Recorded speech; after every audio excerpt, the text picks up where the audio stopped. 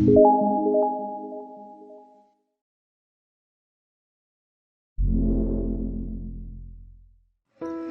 हम पढ़ेंगे रिबन के पेज लेआउट टैब में पेज बैकग्राउंड ग्रुप में वाटरमार्क क्या होता है, पेज पे कलर कैसे दिया जाता है और पेज पे या अपने डॉक्यूमेंट्स पे पेज बॉर्डर कैसे लगाया जाता है। साथ ही पैराग्राफ ग्रुप के इंडेंट्स और स्पेसिंग के बारे में आज का ये लेसन होगा।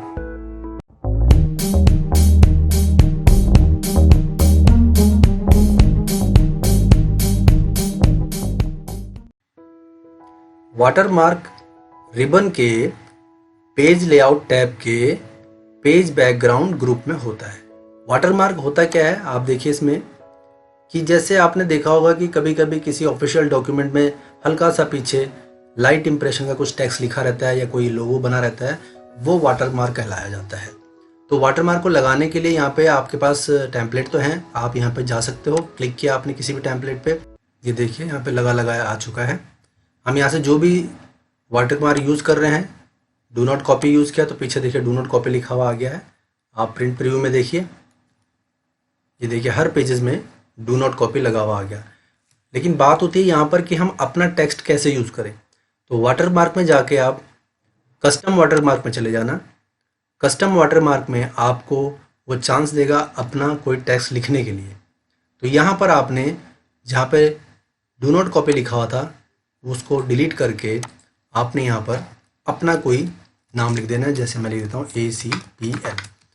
फ़ॉन्ट चेंज कर सकते हो तो यहाँ से कर सकते हो, जो आपको फ़ॉन्ट अच्छा लगे उसका साइज़ यहाँ से सेट कर सकते हो। कलर अगर आपको लगता है कि वाटरमार्क में थोड़ा कलर दब रहा है, शायद प्रिंटर में सही ना आ पाए, थोड़ा यहाँ से डार्क कर दीजिएगा। डार्क करने पे क्या होगा, वो थोड़ा दिखने लग जाएगा। मैंने यहाँ से थोड़ा डार्क कर दिया और ओके कर दिया। तो देखिए इस तरह से आपका हर पेज में ये वाटरमार्क के रूप में लग जाएगा। तो इस तरह का आप अगर कभी लगाना चाहें तो लगा सकते हैं। रही बात अब इसको हटाने की, हो सकता है आपको कल के दिन इसको हटाना हो, तो वाटरमार्क में चले गए और रिमूव वाटरमार्क कर दिया। ये था आपका वाटरमार्क। अब आती है बारी पेज कलर की। आपका page by default white colour का फिट होता है। आपको पेज कलर में चेंज करना है तो आप यहाँ से पेज कलर में जा सकते हैं और आपने कोई भी कलर अगर आप लगाया तो हम यहाँ से कोई कलर ये लगा देते हैं।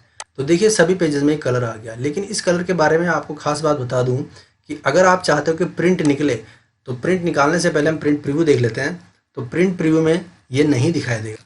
देखिए प्रिंट प्रीव्यू में बिल्कुल नहीं दिखाई दे रहा है, क्योंकि ये सिर्फ स्क्रीन में काम करते हुए दिखाई देगा। तो इसकी ज़रूरत कहाँ पड़ेगी वो मैं आपको बता देता हूँ। इसकी ज़रूरत आपको तब पड़ेगी जब आप इस पेज को इस तरह से बैकग्राउंड से डिज़ाइन करना चाहेंगे और कहीं वेब पेज में या PDF फाइल वगैरह में लगाना चाहेंगे, तब यूज़ होगा। वरना सोचिए कि अगर आपने अपने पेज में इतना कलर कर दिया और प्रिंटर से प्रिंट निकालने की कोशिश की तो सारे प्रिंट की इंक तो इस कलर को ही यूज़ करने में लग जाएगी। इसके लिए तो इससे अच्छा ये है कि आपको एक कलरफुल पेज डालिए और इसको वाइट ही रहने दीजिए। तो पेज कलर हटाना है तो यहाँ से नो कलर कर सकते हैं। नो कलर से पेज कलर हट गया। लेकिन बात रही कि अगर हमें किसी तरह निकालना ही है तो क्या करें। तो उसके लिए आप पहले यहाँ से पेज कलर लगा लीजिए और पेज कलर को आप चाहते हो कि प्रिंट में भी आए तो प्रिंट में कंफर्म करने के लिए हमारे पास ऑप्शन तो आपको पता ही है कि प्रिंट प्रीव्यू एक बार देख लीजिए Ctrl F2 से। अगर प्रिंट प्रीव्यू में दिख रहा है तो इसका मतलब आपके प्रिंट में भी आएगा, लेकिन ये प्रिंट प्रीव्यू में दिख ही नहीं रहा। तो अब इसकी सेटिंग कहाँ से करेंगे हम, ध्यान दीजिएगा। यहाँ पर आपके पास ये ऑफिस बटन है। इस ऑफिस बटन पर आप क्या करेंगे, क्लिक करेंगे। इस ऑफिस बटन पर क्लिक करके आप वर्ड ऑप्शन में जाएंगे। तो वर्ड ऑप्शन पे क्लिक करेंगे तो जैसे हम वर्ड ऑप्शन पे क्लिक करेंगे आपके सामने डायलॉग बॉक्स खुल जाएगा ऑप्शंस के। यहाँ पर आप डिस्प्ले में जाएंगे और डिस्प्ले में जाकर आपके पास ये कमांड दिखाई देगी कि print background colours and image. इसको ऑन कर देना है, टिक कर देना है और जब आप इसे ओके करेंगे तो ये आपके प्रिंट में भी आएगा। कंफर्म करने के लिए हम क्या करते हैं, इसका प्रिंट प्रीव्यू देख लेते हैं। तो प्रिंट प्रीव्यू में आपके कलर आ चुके हैं। तो ये आपका पेज कलर का ऑप्शन था, आप इसको ध्यान रखिएगा। नेक्स्ट चलते हैं हम पेज बॉर्डर में। पेज बॉर्डर भी बहुत काम की चीज़ है। कभी कभी हम अपने रिपोर्ट्स, अपने डॉक्यूमेंट, अपने थीसिस वगैरह या कुछ भी हमारे पास टाइपिंग के जो मैटर होता है उसको बॉर्डर लगाना चाहते हैं। तो आप यहाँ से बॉर्डर एंड शेडिंग खोल दीजिएगा। तो अभी नन है, अभी कोई बॉर्डर नहीं लगा है। आपको प्रीव्यू जो भी लगता रहेगा यहाँ पे दिखता रहेगा। आपने यहाँ से बॉर्डर के लिए कोई लाइन चूज़ की, अलग अलग टाइप की लाइन है। ये देखिए अलग अलग टाइप की लाइन है। सपोज मैंने ये लाइन चूज़ कर दी, ओके किया तो मेरे को यहाँ पे प्रीव्यू में दिख रहा है। उसके बाद आप कलर क्या रखना चाहते हैं, आप कलर प्रिंटर से प्रिंट निकालेंगे तो कलर दे सकते हैं यहाँ पे। उसके बाद आप उसकी विड्थ क्या रखना चाहते हैं, यहाँ से विड्थ सेट कर सकते हैं और ओके कर दीजिए। जैसे आप ओके करेंगे आपके पेज पे ये बॉर्डर लग चुका होगा और सभी पेजेस पे लग चुका होगा। अब यहाँ पर कुछ टेक्निकल बातें ये आती हैं कि सपोज आपको कोई आर्टिस्टिक टेक्स्ट चाहिए और वो भी चारों ओर सभी पेजेस पे, तो आप यहाँ पर पेज बॉर्डर में जाके अपना आर्टिस्टिक टेक्स्ट यहाँ से आर्टिस्टिक बॉर्डर यहाँ से लगा सकते हैं। ये देखिए अलग अलग टाइप के हैं, तो मैं जो ज़्यादातर लगाता हूँ मैं वो चूज़ कर लेता हूँ। मैं इन दोनों में से कोई एक लगा लेता हूँ। ओके, तो ओके करते ही आपका ये लग गया। लेकिन बात चल रही थी यहाँ पे कोई टेक्निकल चीज़ की, वो ये थी कि सपोज़ आपने काफ़ी सारे पेजेस यूज़ कर लिए और आपको इस साइड से बाइंडिंग करना है, तो आपका तो ये बॉर्डर दब जाएगा। तो आपको जब बाइंड करने के बाद आपकी रिपोर्ट दिखाई देगी तो क्या होगा, 3 साइड ही बॉर्डर दिखाई देगा क्योंकि ये तो बाइंडिंग में दब चुका होगा। तो आपको मैंने एक बार पेज सेटअप में बताया था कि आप उस बाइंडिंग स्पेस को एडजस्ट कर लीजिए।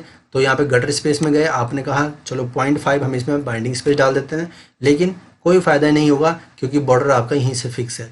तो आप चाहते हो कि आपकी मार्जिन के अकॉर्डिंग आपका बॉर्डर सेट हो, तो आप पेज बॉर्डर में जाएंगे और यहाँ पर साइड में ये ऑप्शन होता है, इस ऑप्शन में गए तो आपका जो पेज बॉर्डर है वो मेज़र कहाँ से हो रहा है, measure from edge of page, measure from edge of page. आप इस एज ऑफ पेज को हटाकर फ्रॉम टेक्स्ट कर दीजिए, तो आपको देखेंगे ओके करते ही आपका जो बॉर्डर है वो टेक्स्ट की तरफ से मेजरमेंट करना शुरू कर दिया है। और अब देखिए आपकी यहाँ बाइंडिंग स्पेस भी बच सकती है और आपका बॉर्डर भी कंप्लीट हो सकता है। आपको लगता है कि फिर भी टेक्स्ट की तरफ तो है लेकिन थोड़ा गैप कम या ज़्यादा करना है, तो उसके लिए आप फिर जाएंगे बॉर्डर में, पेज बॉर्डर में चले गए, ऑप्शंस में चले गए, यहाँ पर उसका मार्जिन सेट कर सकते हो, यानी कि टेक्स्ट और उसके बीच का मार्जिन, यानी बॉर्डर के बीच का मार्जिन। मैं सब में 10-10 पॉइंट कर देता हूँ,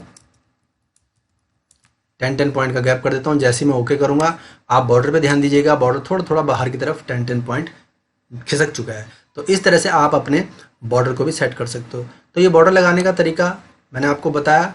और कभी कभी आपको क्या ज़रूरत पड़ती है कि आपका बॉर्डर सिर्फ फर्स्ट पेज पे लगे बाकी में नहीं, तो आपने क्या किया, this section first page only कर दिया, तो आपको सिर्फ फर्स्ट पेज पे लगेगा, बाकी पे नहीं लगेगा। इसी तरह हो सकता है कि आपको बॉर्डर सिर्फ फर्स्ट पेज पे ना लगाकर बाकियों पे लगाना है, तो आप वहाँ से दूसरा ऑप्शन चूज़ कर सकते हैं कि apply to this section all except first page, यानी सभी पे लगे लेकिन फर्स्ट पेज को छोड़ के। ओके किया तो देखिए फर्स्ट पेज से हट गया, बाकी सब में लग चुका है।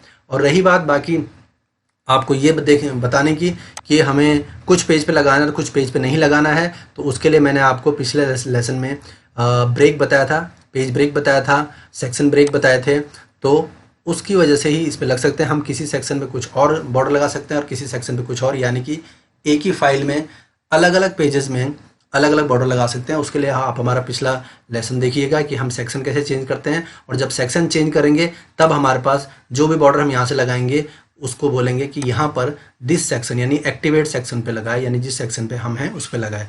अगर आपको ये मेरी बात समझ आ गई है तो आप इसे करके देखिएगा, नहीं आएगी तो कमेंट बॉक्स में लिखिएगा, मैं दोनों लेसन का आपको एक समरी बना के दिखा दूंगा और आपका काम ईजी हो जाएगा। तो कभी कभी इस बॉर्डर की वजह से काफ़ी लोग परेशान हो जाते हैं कि हमें किसी पे चाहिए किसी पे नहीं चाहिए, बॉर्डर किनारे से आ रहे हैं, हमारे बाइंडिंग के साथ दब रहे हैं, तो ये सारी चीज़ें आपकी यहाँ क्लियर हो जाती हैं। फिलहाल बॉर्डर हटाते हैं तो नन कर दीजिए यहाँ पे, नन, और आपके बॉर्डर हट गए। और चलते चलते आपको एक चीज़ और बता दूँ, ये यहाँ पर पैराग्राफ के ये जो ग्रुप है, पैराग्राफ का ग्रुप, ये पैराग्राफ का ग्रुप भी बहुत अच्छा रोल प्ले करता है। आप यहाँ पे आराम से देख रहे होंगे कि यहाँ पे आपको एक एक पैराग्राफ अलग नज़र आ रहा है। ये देखिए, ये एक एक पैराग्राफ इसलिए अलग नज़र आ रहा है क्योंकि हमने इनबिल्ट टेक्स्ट लिया है। इनबिल्ट टेक्स्ट का मतलब क्या हुआ कि टाइप नहीं किया है, मैंने आपको रैंडम फार्मूला से इसे यूज़ किया, तो रैंडम फार्मूले से क्या हुआ, ये अपना आप ही सेटिंग में आ गया। लेकिन अगर हम खुद टाइप करते हैं तो हमारे जो पेज का सीन होगा कुछ इस तरीके से होगा। मैं आपको दिखा देता हूँ।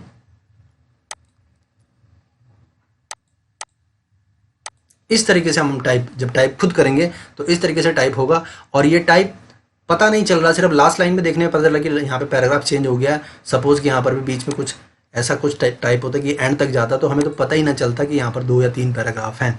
तो आप इनकी गैप को मेंटेन करते हैं इस पैराग्राफ वाले टैब से। अब यहाँ पर देखिए, पहले चलते हैं हम इंडेंट वाले सेक्शन में। मैंने एक पैराग्राफ में कर्सर रखा और इस इंडेंट को बढ़ाया, ये देखिए, तो ये लेफ्ट इंडेंट हो गया और ये राइट इंडेंट हो गया। तो आप जैसे किसी बुक में पोएम जैसा कुछ लिखा रहता है तो इतना हाईलाइट अलग से कर सकते हैं।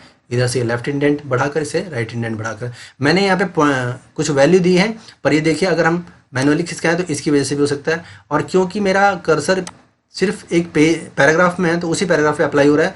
आपको कंटिन्यू 2 पैराग्राफ में चाहिए तो आपको ऐसे सेलेक्ट करना पड़ेगा, लेकिन फिलहाल एक ही पैराग्राफ की बात करते हैं। तो फिलहाल मैं इसको 0 कर देता हूँ, एंटर प्रेस किया, 0 लिख के एंटर प्रेस। तो ये तो था इंडेंट का रोल। अब आता है स्पेसिंग।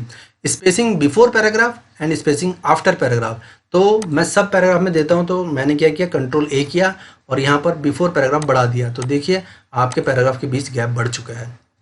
और बढ़ा देता हूँ, ये देखिए आराम से मुझे अलग अलग पैराग्राफ नजर आ रहा है। कम करता हूँ, मतलब यानी कि 0 कर देता हूँ, तो फिर से उसी पोजीशन पे आ जाएंगे हम। अब आता है आफ्टर। आफ्टर भी मैं बढ़ा के दिखाता हूँ आपको, ये देखिए। अब आप सोच रहे होंगे दोनों में फ़र्क क्या है, यानी कि हमने जब बिफोर किया तब भी इतना गैप आ रहा था, जैसे जैसे हम बढ़ा रहे थे, और आफ्टर भी।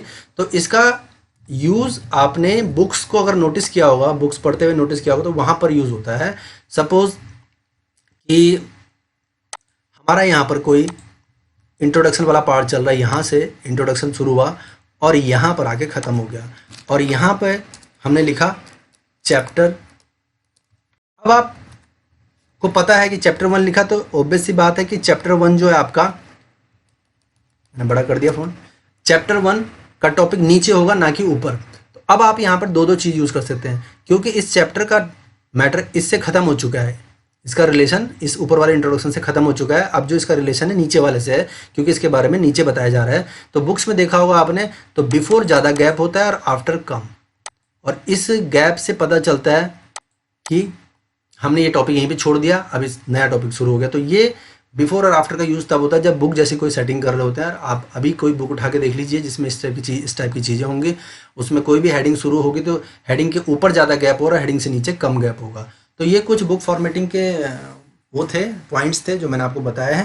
तो आज के लिए इतना ही काफ़ी है। ये लेसन आपको कैसा लगा कमेंट बॉक्स पे जरूर लिखिएगा। अच्छा लगा तो लाइक कीजिएगा। जिन लोगों ने अभी तक सब्सक्राइब नहीं किया तो सब्सक्राइब जरूर करें और बेल आइकन जरूर दबा दें, ताकि आपको टाइम टू टाइम नए लेसन की जानकारी मिलती रहे।